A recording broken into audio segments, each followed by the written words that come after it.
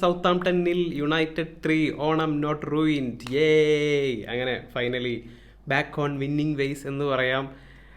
Away മത്സരത്തിൽ പോയി 3 goal അടിച്ച് ജയിച്ചു. അത് നല്ലൊരു കാര്യമാണ്. കാരണം നമ്മൾ ഈ ഒരു മത്സരത്തിന് 3/4 മണിക്കൂറും ലൈവ് ഉണ്ടായതാണ്.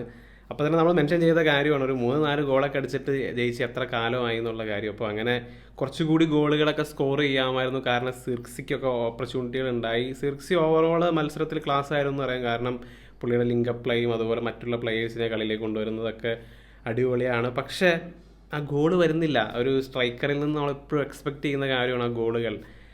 എന്തുകൊണ്ടത് വരുന്നില്ല? പുള്ളി കറക്റ്റ് ആ പൊസിഷനിലേക്കൊക്കെ ചെല്ലുന്നുണ്ട്. അല്ലെങ്കിൽ പറയുന്ന പോലെ അതാണ് ഏറ്റവും ഡിഫിക്കൽട്ട് പാർട്ട്. ആ ഒരു ഗോൾ സ്കോറിങ് ഓപ്പർച്യൂണിറ്റിയിലേക്ക് എത്തുക എന്നുള്ളതാണ് ഏറ്റവും ഡിഫിക്കൽട്ട് പാർട്ട്. അതിലേക്ക് പുള്ളി ചെല്ലുന്നുണ്ട്, പക്ഷേ അവിടെ നിന്ന് അടിക്കുന്നില്ല എന്നുള്ളതാണ്. 2 നല്ല ഓപ്പർച്യൂണിറ്റികൾ ഉണ്ടായതാണ്. എനിവേ, അതൊക്കെ മാറ്റി നിർത്തി കഴിഞ്ഞാൽ ഓവറോൾ കളീനെ പറ്റി പറയുകയാണെങ്കിൽ ഫസ്റ്റ് ഹാഫ് സൗത്താംപ്ടൺ ഡോമിനേറ്റ് ചെയ്തൊരു സമയം ഉണ്ടായിരുന്നു. അവരൊരു 10-20-30 മിനിറ്റ് അവർ നന്നായിട്ട് തന്നെ കളിച്ചു. നമുക്കറിയാം, നമ്മൾ ഇന്നലെ ചെയ്ത തന്നെ ലൈവ് വീഡിയോയിൽ നമ്മൾ മെൻഷൻ ചെയ്തതാണ്. സൗത്താംപ്ടൻ്റെ പൊസിഷൻ ഗെയിം എന്ന് പറഞ്ഞു കഴിഞ്ഞാൽ അത് ആഴ്സണലും സിറ്റിയുടെ ഒക്കെ ആ ലെവലിൽ കളിക്കുന്ന ഒരു ടീമാണ്. പക്ഷെ അവർ റെലിഗേഷനിലാണ് കിടക്കുന്നത്. പക്ഷെ അവർ നല്ലൊരു പൊസിഷൻ ബേസ്ഡ് ടീമാണ്. പക്ഷെ അവർക്ക് ആ പറയുന്ന പോലെ അറ്റാക്കിലേക്ക് ഒന്ന് ഗോളടിക്കാനോ അങ്ങനെയുള്ള കേപ്പബിലിറ്റി ഒന്നും അവർക്കില്ല. പിന്നെ മാത്രമല്ല, അവർക്ക് ഇന്നൊരു ഓപ്പർച്യൂണിറ്റി കിട്ടിയത്, പെനാൽറ്റി കിട്ടിയത്, അത് മിസ്സാക്കുകയും ചെയ്തു. അവനാണ് നല്ലൊരു സേവ് നടത്തി. അതിനുശേഷം ആ ഒരു സേവിന് ശേഷം പിന്നെ നമ്മൾ മത്സരത്തിലേക്ക് തിരിച്ചു വന്നു എന്നുള്ളതാണ്. നമ്മൾ 2 ഗോളുകൾ അടിച്ചു. അതുപോലെ തന്നെ സെക്കൻഡ് ഹാഫിലേക്ക് വന്നപ്പോൾ പ്രത്യേകിച്ച് ടെൻഷനൊന്നുമില്ല. നമ്മൾ കംപ്ലീറ്റ്ലി നമ്മുടെ കൺട്രോളിലായിരുന്നു കളി ഇരുന്നത്.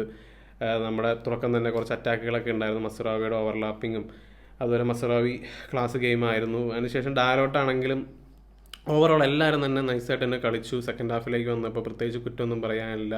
പ്രൊഫഷണലി നന്നായിട്ട് തന്നെ നമ്മൾ കളിച്ചു എന്നുള്ളതാണ്.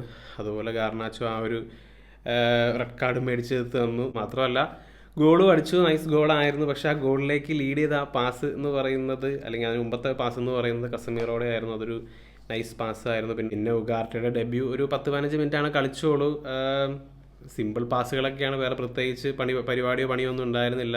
ഗെയിം നമ്മുടെ കയ്യിൽ തന്നെയായിരുന്നു. അവർ സൗത്താംപ്ടൻ്റെ ഭാഗത്ത് ഒറ്റ ഷോട്ട് പോലും വന്നില്ല എന്നുള്ളതാണ്. എടുത്ത് മെൻഷൻ ചെയ്യേണ്ട ആളെന്ന് വെച്ചാൽ വേറെ ആരുമല്ല, മത്തിയസ് ഡിലിറ്റ്, സ്റ്റാർമാൻ.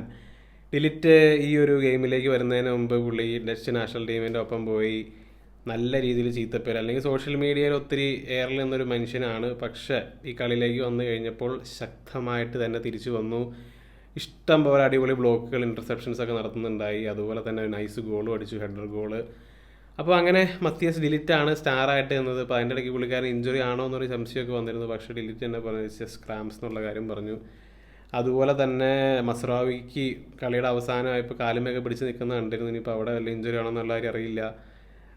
അപ്പോൾ അങ്ങനെ കുറച്ച് ഇഞ്ചുറി സ്കെയർസൊക്കെ ഈ കളിയിലേക്ക് വന്നപ്പോൾ ഉണ്ട്. മഗ്വയറിനും ചെറിയ ഇഞ്ചുറി ആണോ എന്നുള്ളത് തൊങ്ങുന്നുണ്ടായിരുന്നു. കളിയെക്കുറിച്ച് പറയുകയാണെങ്കിൽ അതാണ് നല്ലൊരു ഗെയിം എന്ന് പറയാം. Onam not ruined.